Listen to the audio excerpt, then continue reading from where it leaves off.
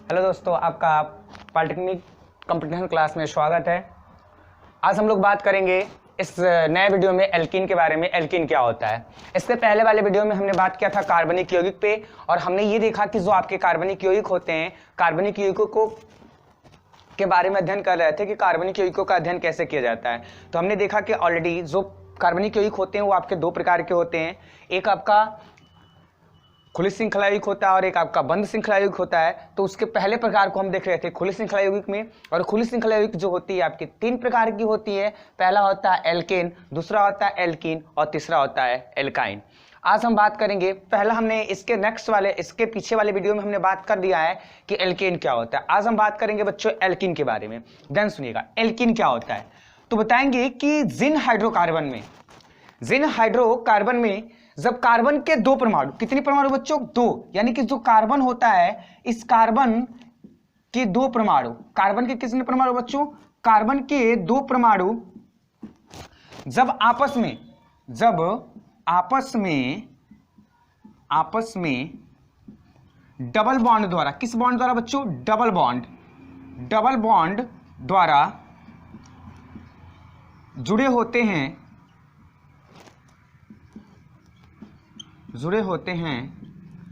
तो उसे एल्कीन कहते हैं। तो उसे क्या कहते हैं बच्चों? एल्कीन कहते हैं।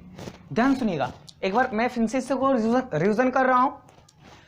एल्केन जो था, इसके पहले वाले वीडियो में बात की कि जो आपकी खुली श्रृंखला यौगिक होती है, खुली श्रृंखला यौगिक कितनी प्रकार की होती है बच्चों? तीन प्रकार की, एल्केन, एल्कीन और एल्काइन।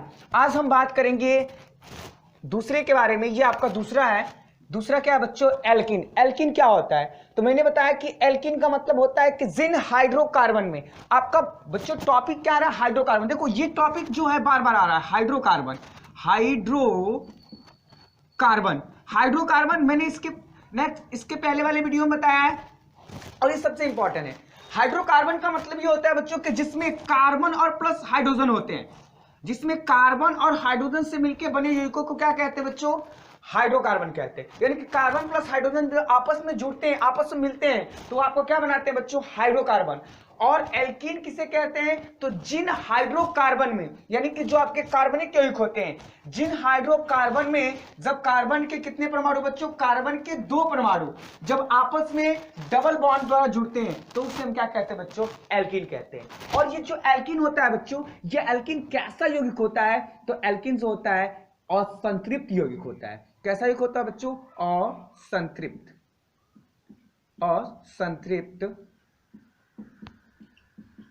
यौगिक। असंतृप्त यौगिक कैसा यौगिक होता है? असंतृप्त यौगिक। ध्यान सुनिएगा, ये जो होता है कैसा यौगिक होता है? असंतृप्त यौगिक होता है।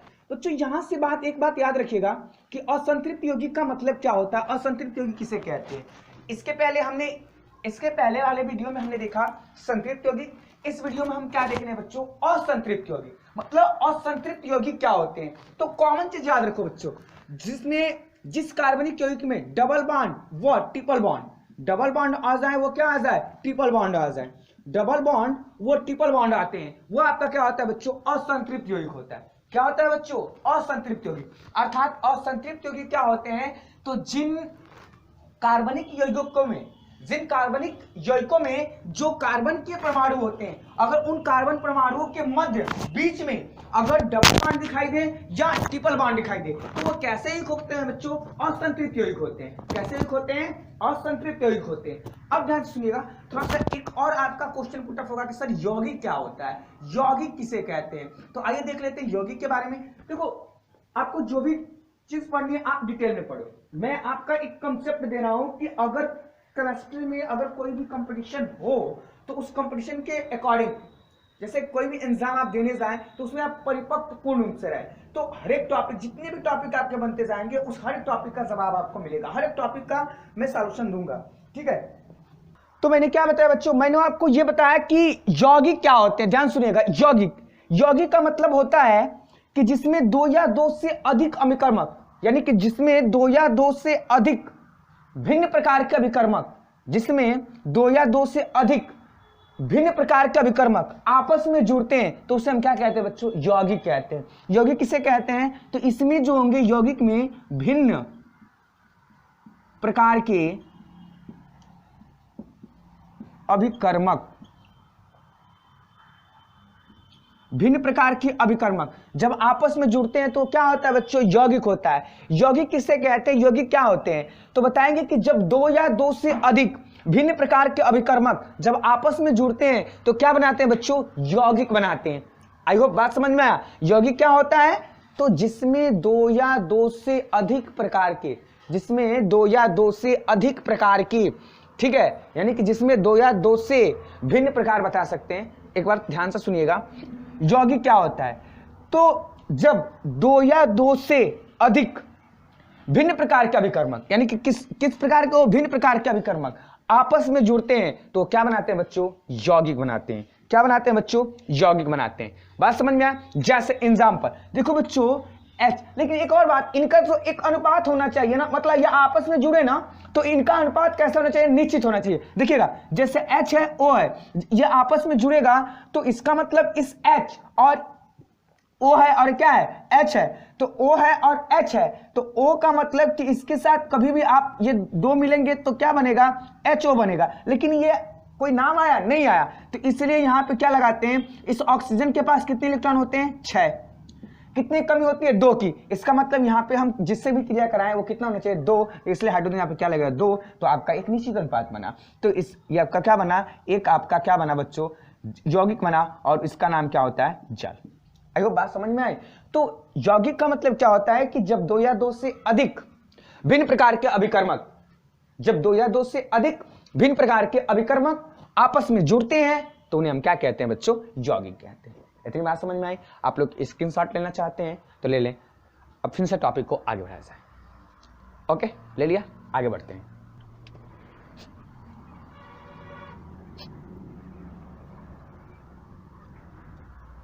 देखो गैस, हमें सबसे पहली बार हमें क्या ध्यान देना है कि एल्कीन, मतलब हमें सब कुछ याद तो रखना है लेकिन सबसे जो इंपॉर्टेंट चीज है, सबसे इंपॉर्टेंट चीज को याद रखना है कि अगर हमें कंपटीशन चीज में क्या पूछता है कि कौन से कार्बनिक यौगिक के कंपाउंड, जो कार्बनिक यौगिक होते हैं, कार्बनिक यौगिकों के जो कंपाउंड होते हैं, कौन एल्केन का होगा, कौन एल्कीन का होगा, कौन एल्काइन का होगा।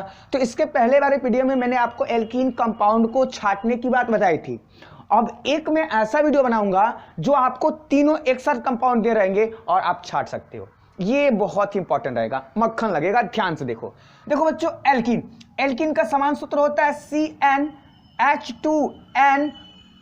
ठीक है, एल्कीन का सूत्र क्या होता है? CnH2n। और मैंने अगले वीडियो में बताया था कि सूत्र में जहां पे क्या दिखाई देता है? N दिखाई देता है। वहां पे क्या मान लेते हैं बच्चों? कार्बन की संख्या मान लेते हैं। क्या मान लेते हैं? कार्बन की संख्या। और जिसको रखते हैं उसको मानते हैं।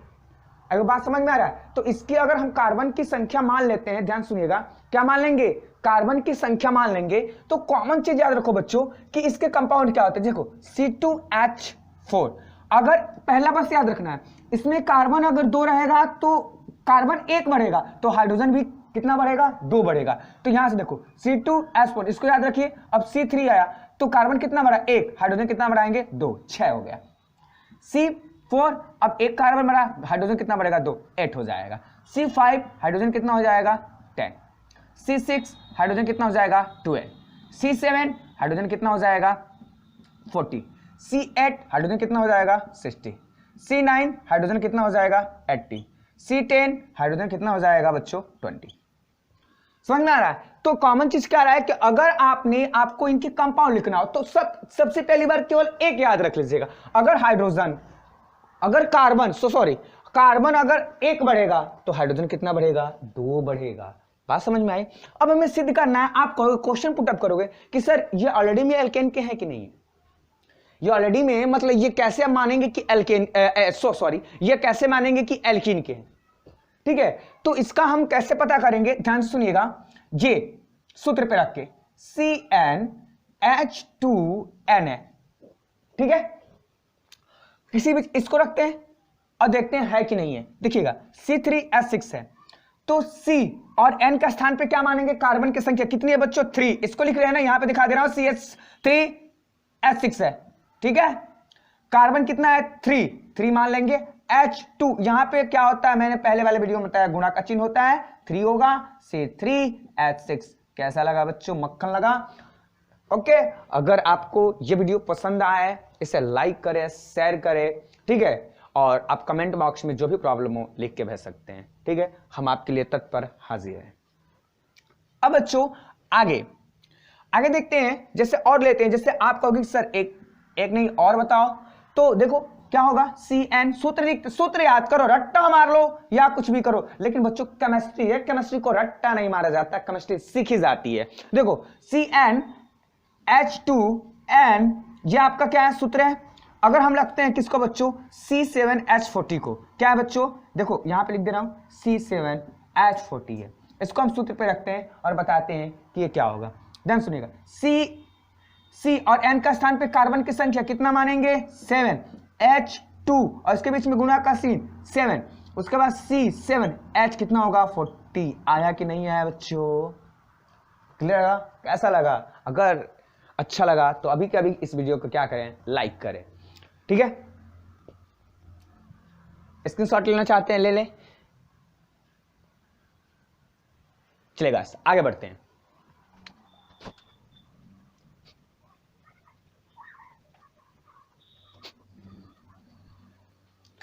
अब बच्चों तीसरा देखते हैं, तीसरा क्या है बच्चों, एल्काइन।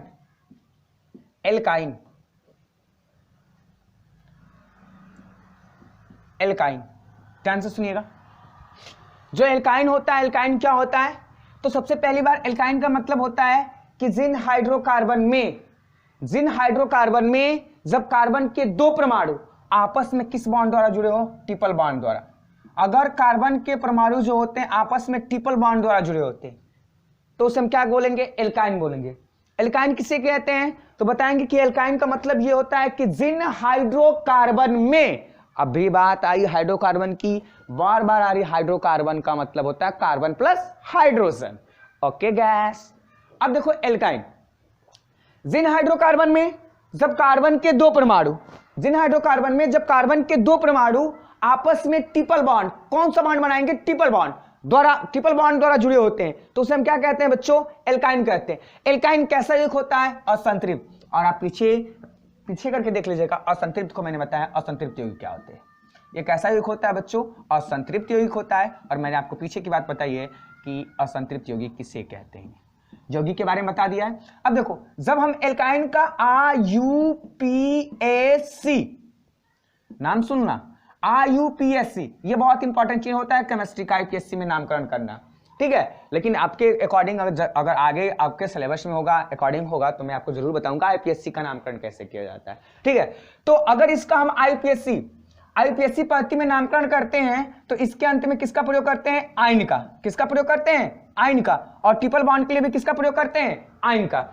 अब देखिएगा IUPAC पद्धति का नामकरण, नाम निकले मतलब फुल नेम क्या होता है, आई मतलब होता है बच्चों इंटरनेशनल, यू मतलब होता है बच्चों यूनियन, पी मतलब होता है प्योर, ए मतलब अप्लाइड, सी मतलब chemistry, international union pure applied chemistry, okay yes. अब ध्यान दीजिएगा, जो आपका एल्काइन होता है, एल्काइन के कंपाउंड बस पहले याद रखिएगा C2H2, ठीक है। अब हाइड्रोजन कार्बन 1 बने, हाइड्रोजन 2 बढ़ा लो, C3H4, C4H6, C5H8, C6H10, C7H12, C8H40, C9H60, C10H80, ये इनके कंपाउंड है।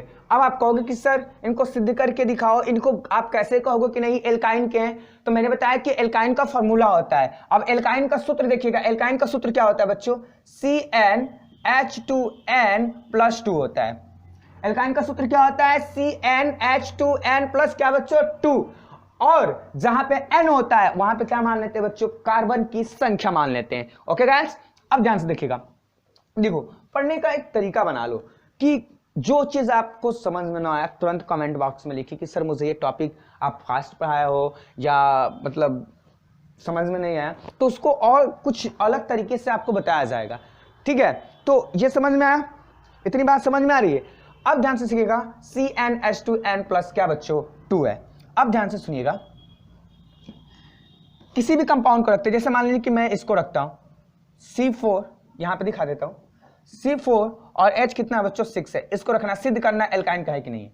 C, N का स्थान पे कार्बन की संख्या देखो बच्चों कितना है 4 लिख दिया, H 2 लिख दिया, फिर गुणे का चिन्ह होता है और यहाँ पे N का स्थान पे 4 रखेंगे, 4 + 2। नहीं सॉरी बाबू, यहाँ पे सूत्र में थोड़ा सा मिस्टेक है, यहाँ पे माइनस होता है, माइनस कितना होगा 2, ठीक है। C4H 2 चौके 8 - 2, C4H कितना होगा 6।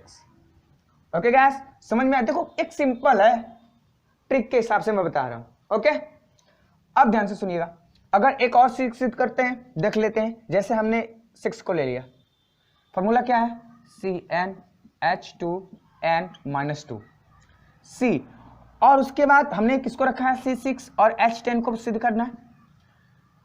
6H2 गुणे कितना बच्चों कितना होगा 6 - 2 है ना सूत्र में। C6H कितना होगा 12 और -2, C6H घटा देंगे, 12 में से 2 है, मतलब 12 में से 10 को घटाएंगे कितना होगा 10। आया कि नहीं आया?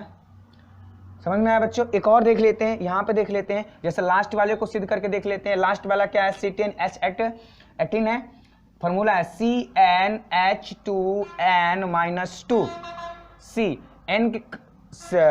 N का स्थान पे क्या रखेंगे, कार्बन की संख्या कितना है बच्चों 10H2 गुणे 10 - 2, C10H कितना होगा 10 दूना के 20 -2, C10H 20 में से 2 गया 18। आया बच्चों?